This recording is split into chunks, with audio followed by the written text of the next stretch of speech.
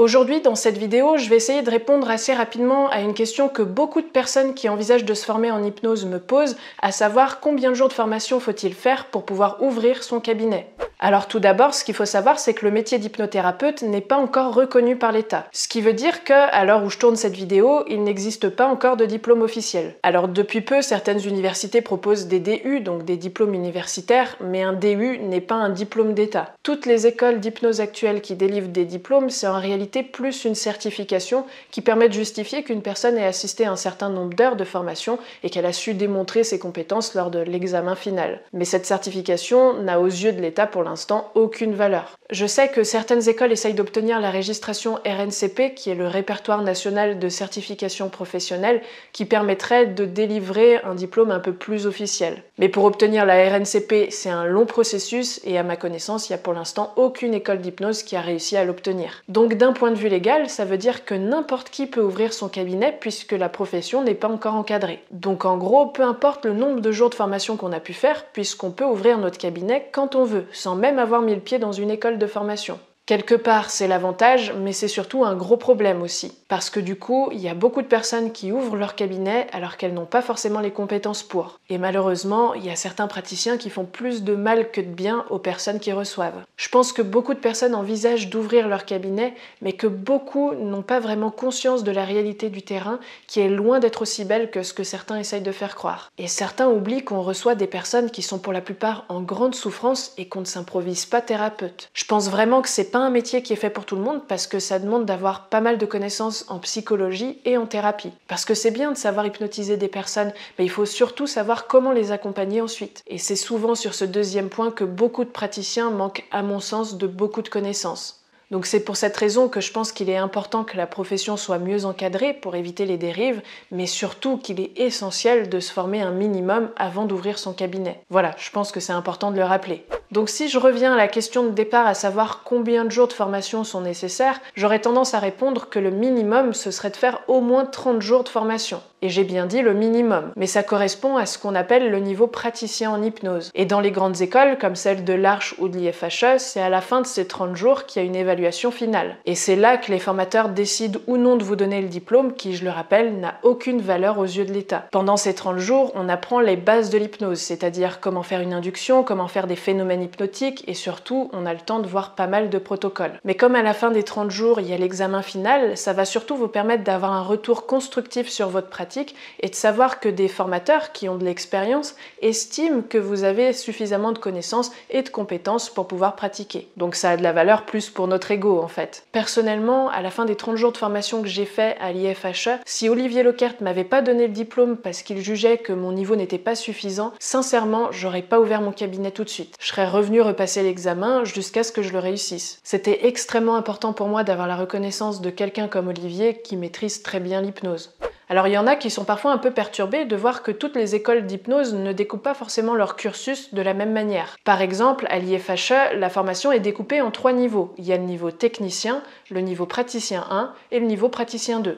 Le dernier jour du praticien 2, c'est donc là qu'il y a l'évaluation finale. Et pour ceux qui le souhaitent, il y a la possibilité de continuer au niveau supérieur, qui est le niveau maître praticien. Sans parler de tous les autres modules complémentaires que l'IFHE propose pour continuer de se perfectionner. Mais à l'Arche, maintenant, c'est découpé en 4 niveaux. Il y a le niveau technicien 1, technicien 2, praticien 1 et praticien 2. Et tout ça, ça fait partie de ce qu'ils appellent le cycle 1. Et pareil, après, il y a la possibilité d'aller au niveau maître praticien, et ça fait partie du cycle 2. Et l'Arche propose également plein d'autres formations de perfectionnement. Mais que ce soit à l'Arche ou à l'IFHE, quand vous avez atteint le niveau praticien 2, ça équivaut à 30 jours de formation. Mais donc en gros, que ce soit à l'Arche ou à l'IFHE, pendant ces 30 jours, on voit à peu près la même chose, même si bien évidemment d'une école à une autre, ça peut quand même un peu varier. Mais les bases de l'hypnose, ça reste les bases de l'hypnose, donc le contenu reste sensiblement le même, mais c'est juste la manière dont le cursus a été découpé qui peut être un peu différent. Maintenant, si c'est une autre école qui vous intéresse, je vous propose de regarder en combien de jours ils proposent leur formation. Je vous déconseille par exemple des écoles qui délivrent des diplômes au bout de 15 jours par exemple, parce que 15 jours c'est vraiment pas suffisant.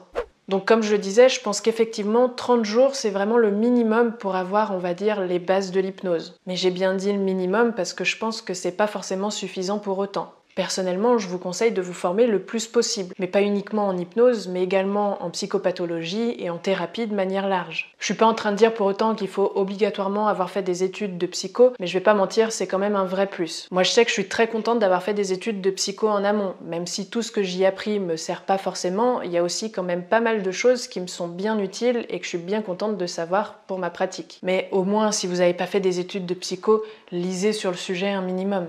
Et franchement, je me souviens que quand j'ai terminé mes 30 jours de formation, j'avais à la fois l'impression de connaître plein de choses et à la fois de connaître rien du tout. Mais même si j'avais l'impression qu'il me manquait un peu de connaissances et que j'étais pas forcément prête, j'ai quand même décidé d'ouvrir mon cabinet pour pouvoir commencer à mettre en pratique justement les connaissances que j'avais apprises et voir les domaines dans lesquels je pouvais avoir des lacunes. Et à l'heure d'aujourd'hui, je continue encore de me former.